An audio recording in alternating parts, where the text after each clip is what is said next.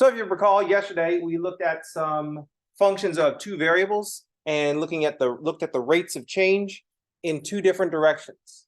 How do the values of z change in the x direction, and how do the values of z change in the y direction, and what happens? So recall that one of the functions that we looked at was set up with this information. What we noticed about this function is that we had a linear function in both directions. There was a constant rate of change in both directions. So we see in the x direction, we see we go from 7 to 11 to 15 to 19, and we increase by 4 every 5 units. Z increases by 4 when x increases by 5. So we notice in the x direction,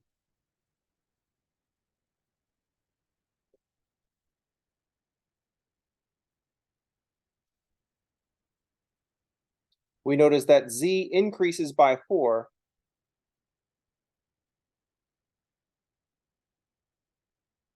when x increases by 5. One of the things that we want to notice about the description that we're making for our linear functions now is that we have to specify which direction we are headed. Back when there was a function of one variable, we could say things like y increased by 4 every 5 units. And we all understood that those 5 units was an increase of 5 in the x direction, because it's the only direction that we had, because it was a function of one variable. That's why calculus 1 and calculus 2 was so easy. There was only one variable. How hard could it be? But now we've got two variables, and we have interpreted those as two directions. I didn't even warn you that I was going to be doing this. We just started doing this. What we notice in the y direction, we see a different amount of change. We see in the y direction,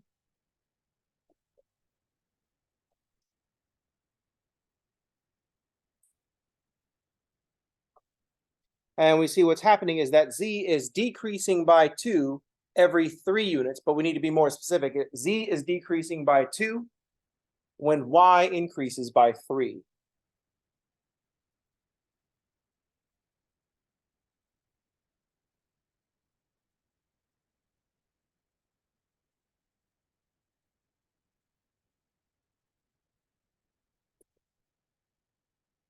This y increases by 3, that would be our every 3 units. But now that we have two directions, we have an x direction and a y direction, that's not specific enough. What we're going to do with this is the same thing that we did with linear functions back when we only had one variable to worry about.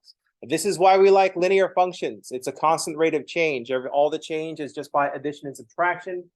We can summarize that with multiplication, and even better than that, multiplication distributes over addition. So everything's like nice and simple. Nothing weird going on. What we're going to identify here are two different slopes for this one function. Oh, wait, let's also remind ourselves what this looked like. So recall that this surface was a plane and is tilted down in the y direction and tilted up in the x direction. We're just quantifying that a little bit more now. So recall,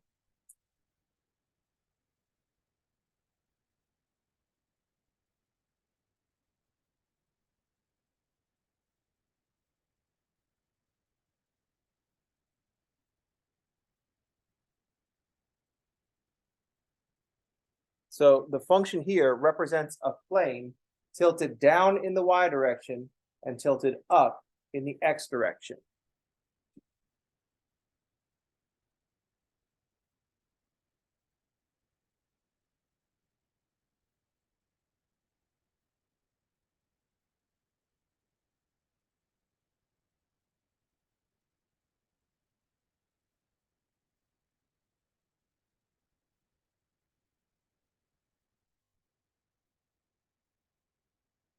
Yesterday, we had that description of what's going on. Then we were able to make an equation about this function. We said, I'm introducing Z as a name for this. I'm also dropping the subscript because I can't remember what it was. I think this was 3. That was all the way back on yesterday, so who can remember? Was it 3?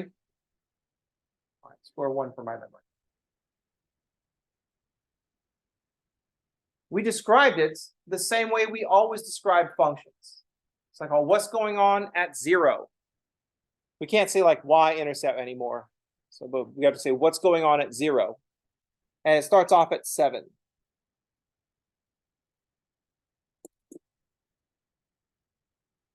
We want to describe what's going on in the x direction. So here we have a slope, and I can't just use m for a slope because I've got 2 of them. I'm going to use m. I think this book uses m and n. Good naming policy. But I'm not just going to write m for slope. I'm going to say the slope. I'm going to describe what is changing with respect to what. So this is the change of z with respect to x. So that would be delta z. How is z changing with respect to x? And z is increasing by 4 every 5 units. Increasing by 4 every 5 units.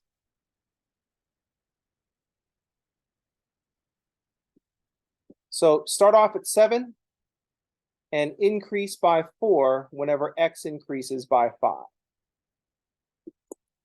Start off at 7 and then increase by 4 when x increases by 5. Then we're going to do the same thing in the y direction. I'm going to come up with a different letter for slope.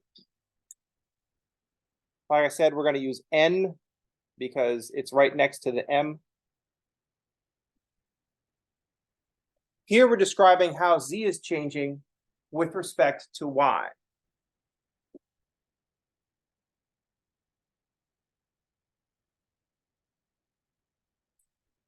And here z is decreasing by 2 when y increases by 3.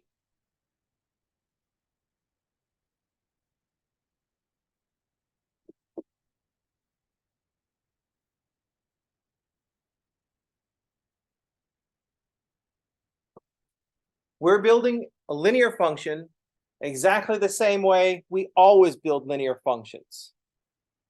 Start at b and add m a bunch of times. But we just have 2 different directions for a bunch of times.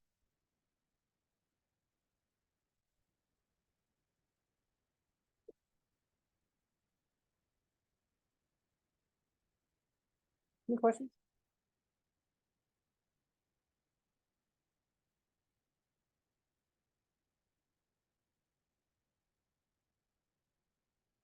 This particular form where we just have an x and a y is where we're listing what's going on at 0. We like to do that. Our default linear equation is y equals b plus mx. Start with the y-intercept. Sometimes it doesn't make any kind of sense to start with the y-intercept. We don't care what's going on at 0.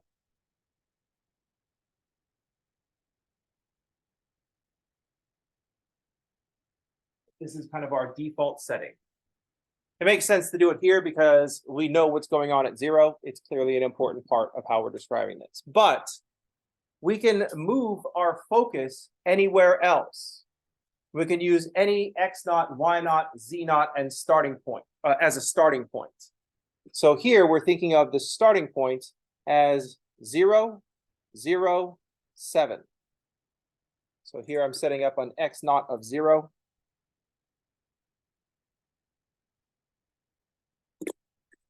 Our starting y naught at 0. And this 7 represents the z naught.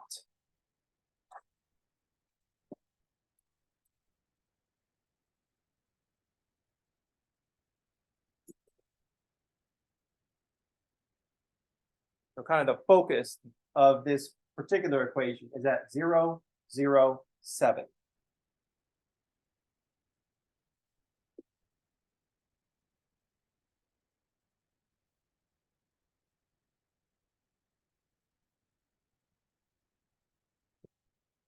Spelled zero wrong. I just use one comma in spelling zero, but it's a bunch of commas and you put them in a circle. So it's like a comma, comma, comma, comma, comma, comma, comma, comma. That's how you make a zero. I know you think you just like draw a little circle, but that's not what you're doing. We're all in a computer simulation. We can't draw like curvy lines. All we can do is make shorter straight lines. You know what I mean? Like, I'll think about how powerful you are compared to this stupid computer. Even if this was a brand new computer, not an ancient computer made out of wood like the one that I'm using here. You can do amazing things. You can draw a curved line. That's actually curved, not just lying to you about its curvature. You know what I mean? You can come up with a random number. Dumbass computer can't even come up with a random number. I mean, pretty much you can't either. If I asked you for a random number, almost everybody would pick an integer because you're all basic. But you can come up with a random number. The computer cannot come up with a random number. If I might call pick a number between 1 and 10, you could do that. The computer would be like, oh, what list should I pick from?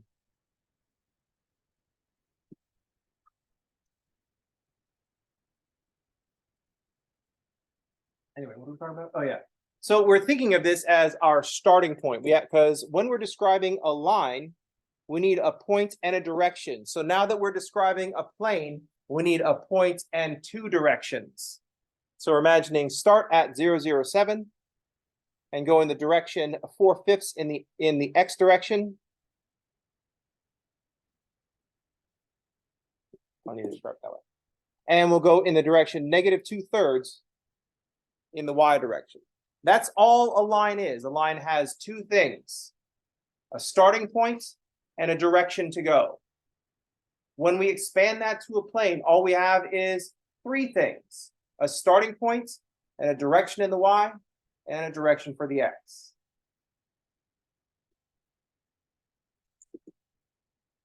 But we could imagine a different x naught, y naught, z naught.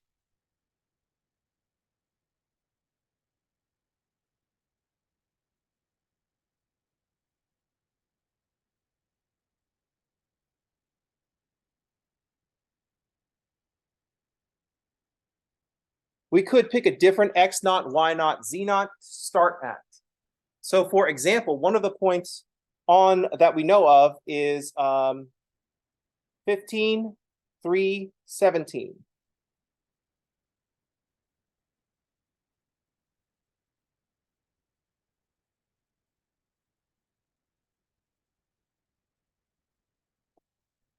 So now our x naught is going to be 15. Our y naught is going to be 3. And our z naught is 17.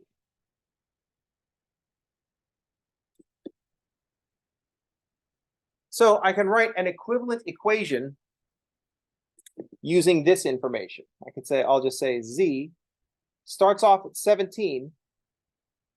We don't change how the function is changing because it's a linear function, has a constant rate of change. So we're still just going to increase by 4/5. But with the 17, we've increased by 4/5 a couple of times.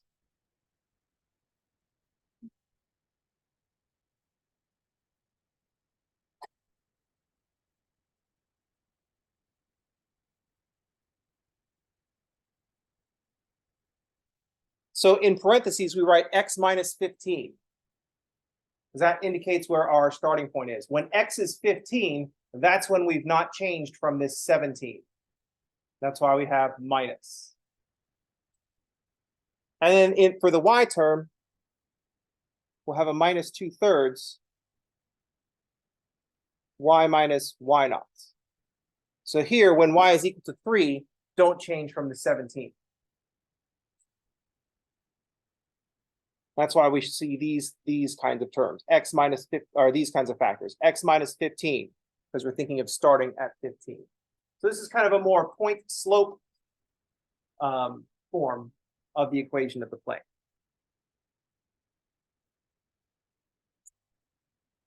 If your point slope equation of a line always started off with y minus y naught on one side, we can do that too. We can just write this as z minus z naught is 4/5 of x minus 15 minus 2/3 of y minus 3. So we have an infinite number of ways to describe this particular linear function.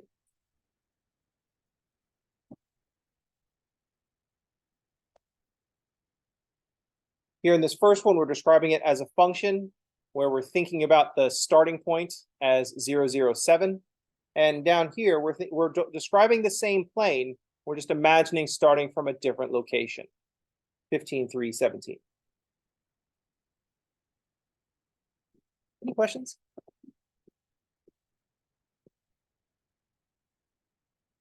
And of course, if we multiply all this out, we will end up back at our other one.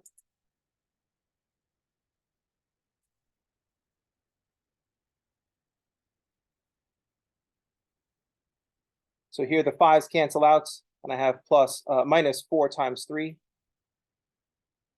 And then minus 2/3 y plus 2 times 1. So it's going to be 17 minus 12 plus 2, 7.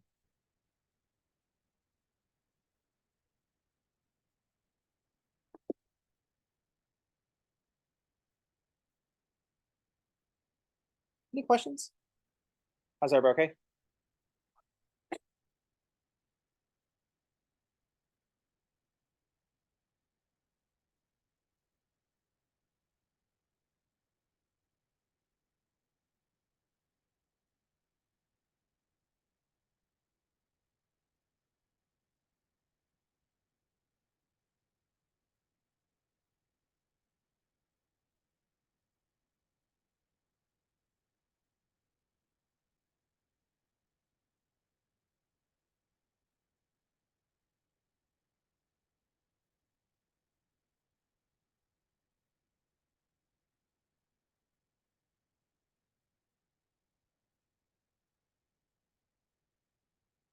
This x minus x naught is the same kind of thing that we see, like, for example, in the center of a circle.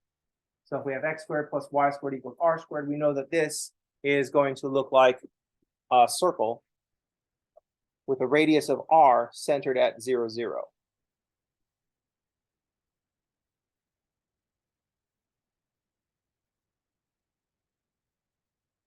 If I want to move the center of the circle somewhere else,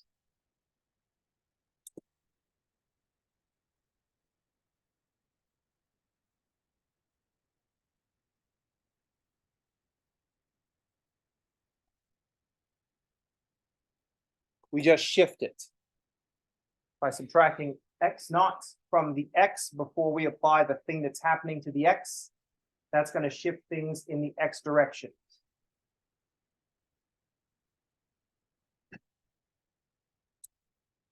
So here we'll have a radius of r, but now the center is at x naught and y naught.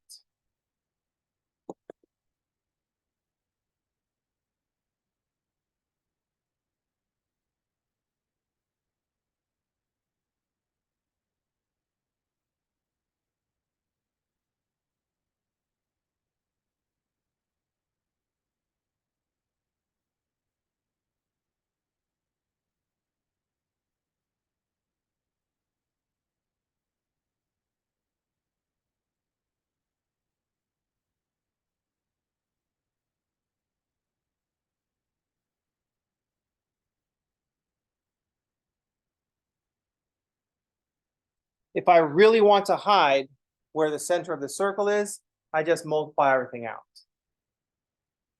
And it's like, oh no, what do I do with this x and this x naught term? Right, if I multiply it all out.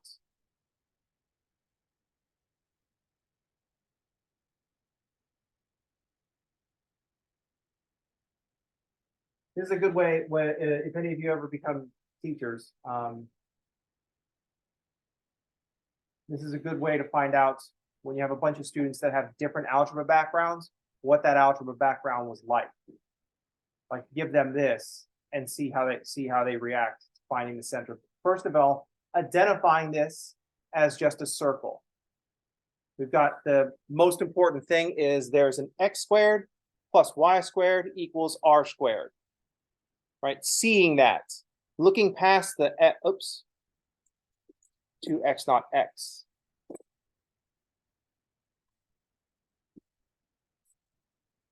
When I was writing this out, I might call you're missing an x, you're missing an x, you're missing an x. And I misinterpreted this signal. I'm like, I don't miss my x's. And then my brain was like, oh, dumbass, that's not what I was fucking talking about. Also, it's because I'm broadcasting. It's minus 2x naught times x plus x naught squared. This was the coefficient. But now there's so many x's, it's a little bit pornographic. So I think that's why I didn't want to write it.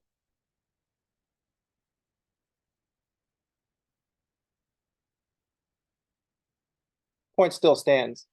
In future, if you become a teacher and you have a bunch of students and you're not sure how extensive their algebra background is, just kind of like give them this and see if they can see that x squared plus y squared equals r squared. You want to recognize that the x term and the y term are only going to be part of that x squared term.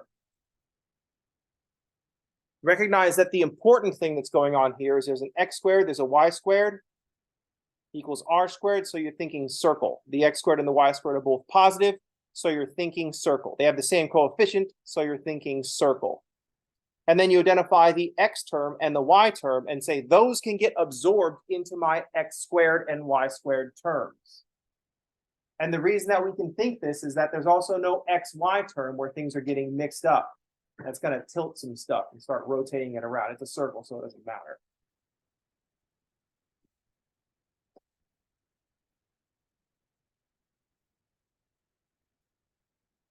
Then you really find out if we identify this as a circle, but then you have to do some work at this point. So we've successfully identified this as a circle. How do we get to the point where we can find, how do we get from this weird form, kind of our standard form, back to our center form? How do we get from one to the other? What do we do? Factor it? What kind of factoring are we doing here? What are we going to have to do before we get to that factoring phase? Because yeah, it's just a riff on factoring. Anybody know this one? There's a name for the process, a specific name for the process. And you're usually told not to do this in favor of some other thing when you're dealing with quadratics.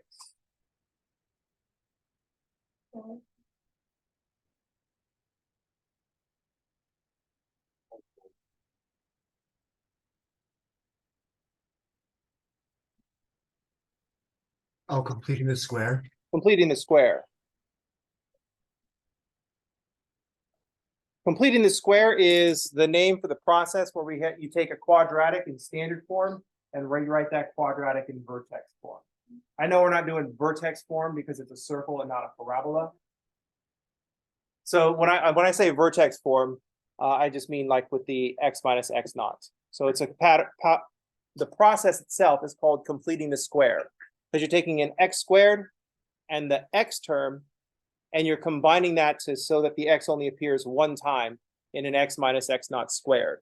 Recognizing that you can do this is when you see an x squared term as the most important term, that's where we're getting the degree from. Then you see this x term, and you say, I'm just going to pull that x term into the x squared term by completing the square, so that x only appears one time. That's kind of a big advantage, just to have your x appear one time. Once you see people completing the square, that's when you have to recognize if they did that because they recognize that this is, in general, what we can do to rewrite this form in this standard form into this squared form. or if they were just programmed to do that. That's the tricky one to find out. You know what I mean? It's like when I ask you to multiply numbers. I don't know if I'm going to ask you to multiply numbers, but when I ask you to multiply numbers, are you doing what you were programmed to do, or do you understand the distributive property? This is why most math tests don't really work the way we think they work. Because I give you a test, because I just taught you about the distributive property. And I may have even explained that the distributive property is how multiplication and addition play together. But for the most part, a lot of times we just see the parentheses happening. And so we start doing the distributive property whenever we see parentheses happening. Does everybody know what I mean?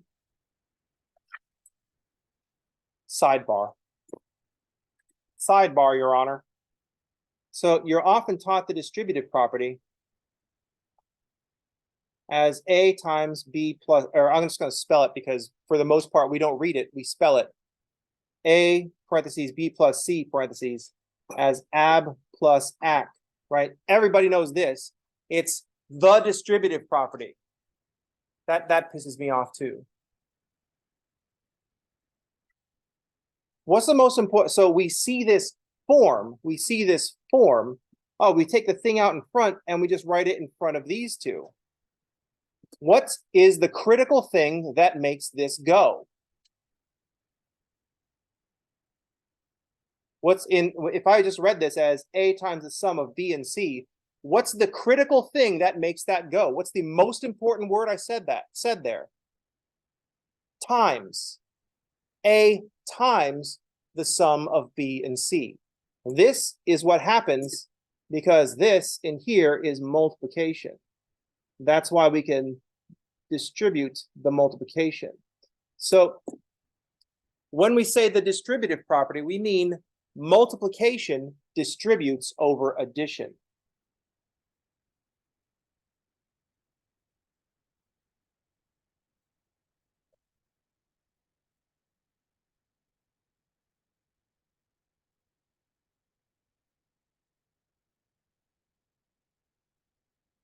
We say that multiplication distributes over addition. And then everybody's like, oh, we got it. And I'm like, oh, well, I'm a math teacher, so I have to give you a quiz. And so I give you the quiz. And I'm like, well, okay, then you say you get it. But what if I said 3 times 2x minus 5? And you're like, oh, 6x minus 15. And then we've all decided, it's like, oh, yes, they understand the distributive property. But based on this evidence, you don't know that. The teacher don't know that. The student don't know that. What you need to do is put something else out in front.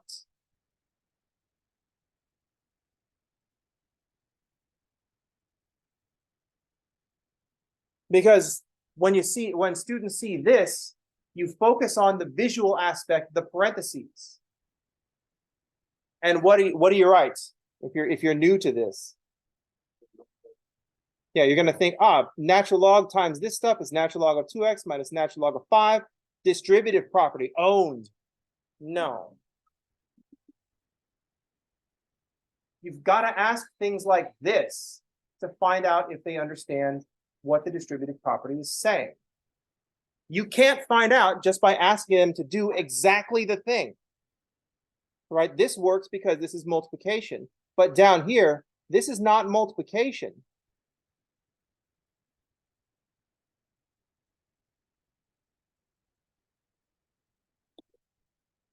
Here, the parentheses are just telling us to apply the natural log to both of those terms. Do those two terms and then apply the natural log. It's just telling us the order of operations. You know what I mean? And don't even get me started on fucking PEMDAS. Most trash rule that we have. PEMDAS. PEMDAS. How do we do PEMDAS when natural log? There's no L in PEMDAS. Where does L fall into the PEMDAS? And also, parentheses is not a fucking operation. It's a grouping symbol. PEMDAS is, please excuse my dear Aunt Sally, it's parentheses, multiplication and division, addition and subtraction. Yes. It's the American order of operations. I think in England they have BODMAS. B for brackets. And instead of saying exponents, like the dumbass Americans, they say order, like the dumbass British. What's wrong is not that it will lead you to the wrong answer. What's wrong is that it treats you like a machine. It's morally wrong. And this is the kind of shit that happens when we think about math as a bunch of processes, when we think about just trying to program you with reactions. It's easy, especially with children, to program this reaction. But you have to do work to find out if they actually understand, or are they going by this multiplication? Are they saying multiplication distributes over addition, so I can do this? Or are they saying I do this when I see parentheses? Because later on, when they see parentheses, they're going to fuck it up.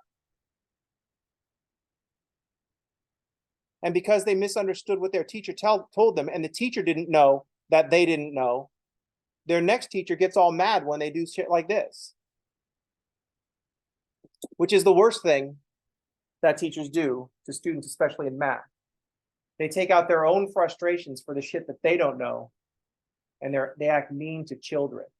You know what I mean? I'm not saying I realize I'm pointing, I said children. And I realized, like, oh, well, this is an old man, so he's going to look at us as children, even though we are full-on fucking adults. Don't be insulted, just like in general. A lot of the hangups that you have about math are specifically because some adult was mean to you because you didn't know how to do math. Call that teacher up, say, you don't know how to do it either. Stop taking your frustrations out on me. You know what I mean? It's the mathematics teacher version of, well, I was beat when I was a kid and I turned out okay. Not if you beat your kids. You didn't turn out okay. You're just projecting your trauma onto them. You're just taking your trauma and applying it to the next generation. You know what I mean? Now, I'm also not blaming teachers for not knowing this, because it's not like we ask them to know stuff. We say, just make sure that they can do this. And the teacher's like, oh, okay. You know what I mean? This is because to get someone with enough expertise to not only understand the difference and how to find out that you know this difference, and to be able to talk to children in a way that makes them understand, that would be expensive. And we ain't willing to do it. Right? I'm not saying that I'm qualified to be an elementary school teacher. Every time I think about being an elementary school teacher, I imagine the horrible disaster that would be. I swear way too much, for one thing. And I don't know how to talk to children. I don't know how to bring something to a child's level. I don't understand child development. And I realize that this is asking a lot from an elementary school teacher. I want you to be not only an expert in child development, so you understand how the kids react to things and how the kids behave. I also want you to be an expert in math. That's asking a lot. You know what I mean? It's going to be fucking expensive. These people are going to require lots of training and lots of support. Yeah, and it's and this teacher has to be an expert in every fucking subject that we want these kids to have. It's like, oh, wow, that's insane. I know an elementary school teacher. One of my best friends is an elementary school teacher. It's like, oh, I do not know how you deal with that. And she's like, oh, I don't know how you deal with like young people. It's like, oh, young people are easy to deal with when they're old enough to recognize that they're not young people anymore. You know what I mean? Yeah.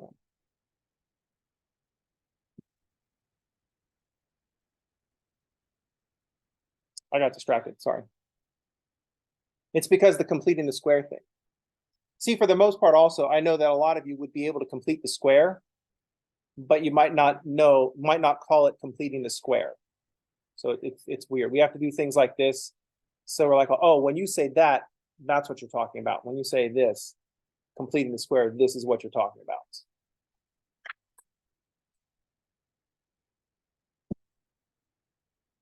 How's that, okay? It's funny because I think about education a lot, obviously, but I think about education a lot. And I think this is like one of the few problems that we face as a society that we could solve literally just by throwing money at. Just like just throw money at the problem. If we just like barf money onto the problem, it would eventually fix itself. But right now, like right now, if some of you are thinking about becoming a teacher, some kind of educator in the future, come to my office and I will talk you out of it. I promise you. If you're like, well, I think I want to teach, I am inspired to teach, come to my office because I am at the very least going to try to talk you out of it.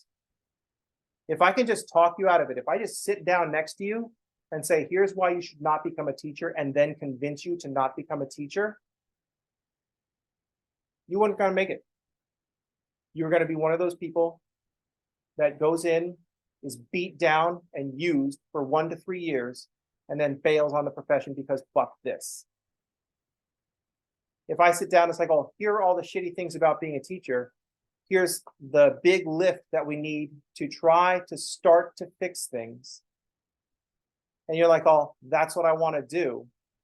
You might have a chance. Does that make sense?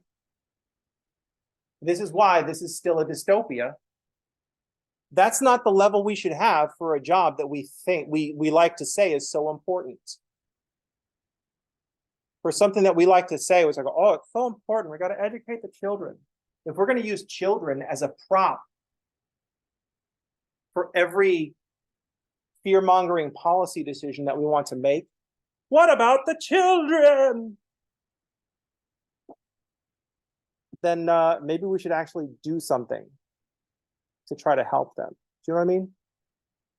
And if we don't, it kind of indicates that we don't care. Not really.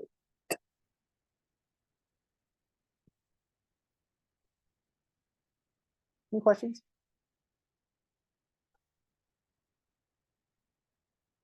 I have to say these things now because some of you don't have children yet, but you're planning on having children. Once you have children, you're going to forget all the other children in the world, and you're only going to care about yours. This is because we live in a dystopian society where it's like, well, I got's mine, fuck you all. All right. You know what I'm talking about? I didn't get my second coffee. Also, I got distracted by an algebra thing. I'm really mad that we don't have an algebra class anymore because I fucking love algebra.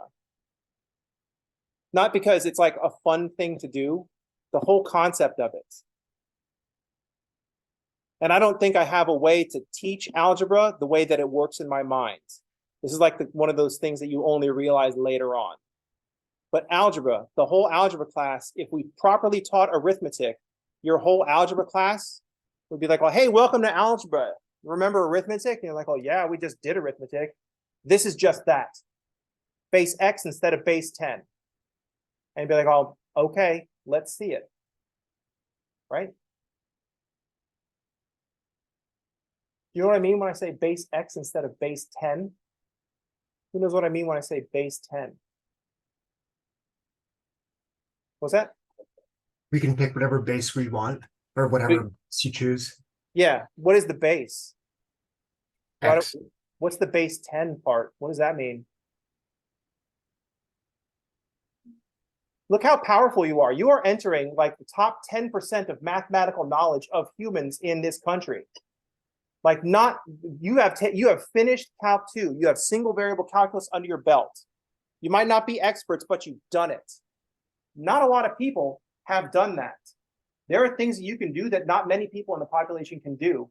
And I'm telling you right now, you don't understand counting. I know you can count, but I don't think you understand counting.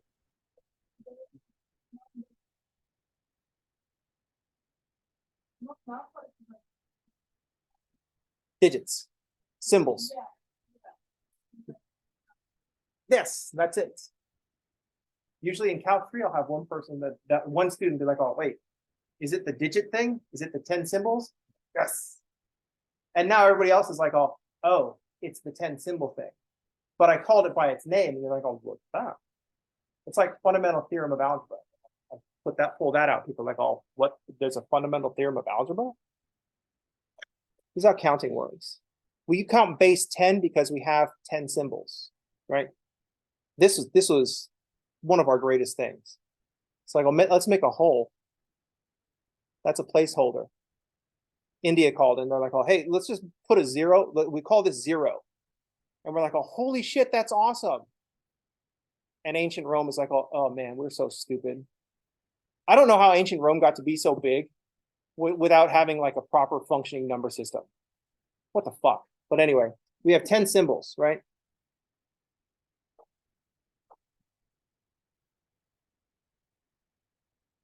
Once we've used up all 10 symbols, we just recycle. We go back to the beginning, right? We say, okay, I've got 2 hands now. So then we go to the next one over and we say, what if we put a 1 there? Because this means 110 and oops, 19 doesn't come after 9. We just reset the count here and say there's 1 there. And then we just reset the counts in the 1's digit and go there, right? Until we filled up the 1's and then the 10's. And we just keep going. Each one is a power of 10. So like when we get to the number 351, this is 3 hundreds, 5 10s, and 1 1. Or 3 of these 10 squareds, 5 of these 10 to the firsts, and 1 of these 10 to the zeros, which is a polynomial form. The numbers that we write are little polynomials. The numbers that we write are in this polynomial form. Polynomial is a little more flexible because we can have whatever we want as a coefficient, not just one of these digits, right? So I have to have, but I'm not going to have like pi hundreds. That would be weird. That's not how decimal places work. If we just happen to be counting with a different base, like let's suppose that we only have 1, 2, 3, we have 4 symbols. So we're going to be counting in base 4 because we've only got 4 symbols. So let's suppose that we're some kind of creatures, and instead of having 10 fingers, we have like just 2 claws on each finger. I should have made it 3, but I didn't want to write that many. So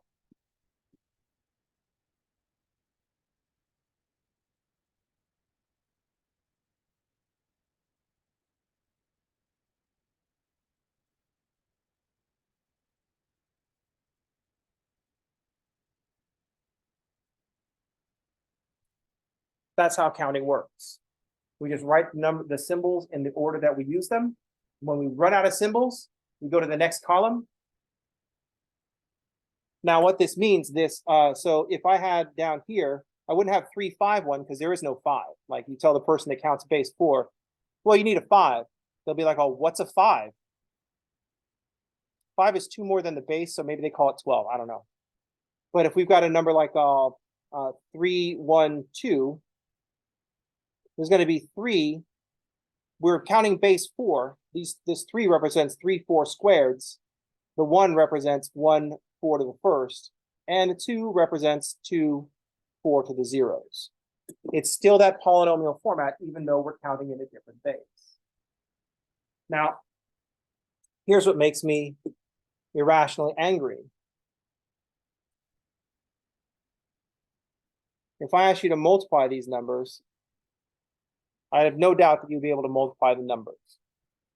For how many of you, if I asked you to multiply these numbers, what's the first thing you would think? What's the first thing that you would, in the script? Some of you have different scripts, but I'm just going to play the percentages and think about what the most common script is. And I think the most common script is 7 times 3 is 21. How many of you were thinking 7 times 3 is 21? That's your most common script. Now I'm going to play a few more percentages. I'm just going to go a little bit deeper. You're going to say 7 times 3 is 21. How many of you would think to write it this way?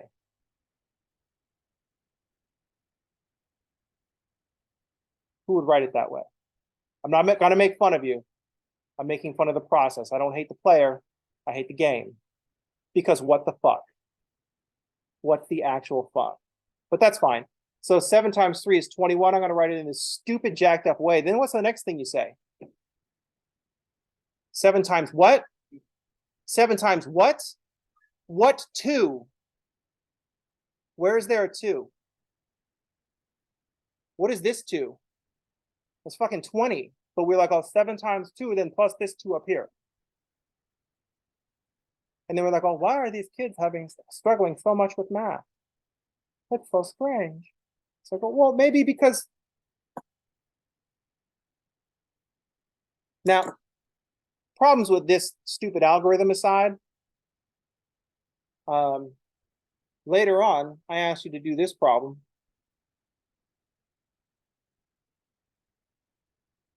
And what do? There's a word that I'm thinking that you might think of that's an acronym. It's a 4-letter F word. Does anybody know it? This is the American version of things. Was it? FOIL. Does anybody remember FOIL? First, outer, inner, last. So first, outer, inner, last would be like, oh, first you multiply these. 2x times x is 2x squared. And then outer. And then inner. And then last. Right? There are lots of ways to get about this. How many of you were told that these are the same process?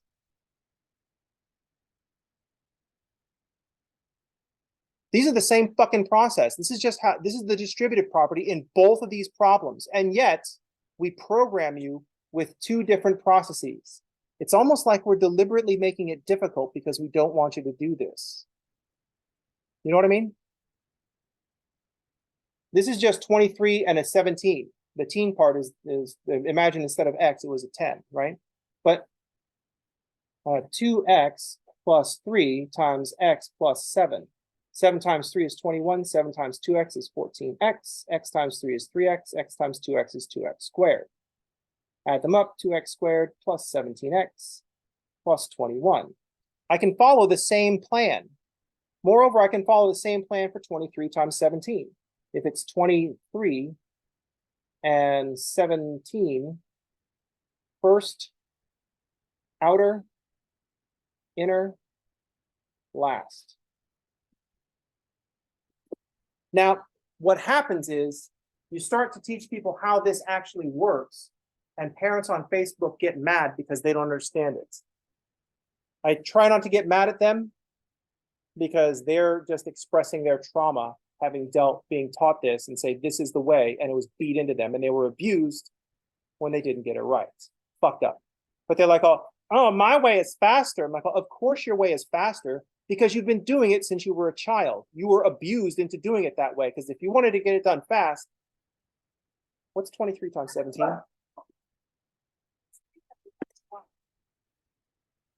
Don't play the it's faster this way game when we have computers in our pocket. Anyway, most of the stuff that you learn in algebra, it's not some separate algebra thing. It's just arithmetic. That's just how numbers work. We're just generalizing what we do. You know what I mean? All right. Oops, I've run over time. Sorry, I got distracted. Tomorrow, we're going to talk more about linear functions and how we can picture that. That's it for today. I'll see y'all on tomorrow, but have a good day, and thanks for playing.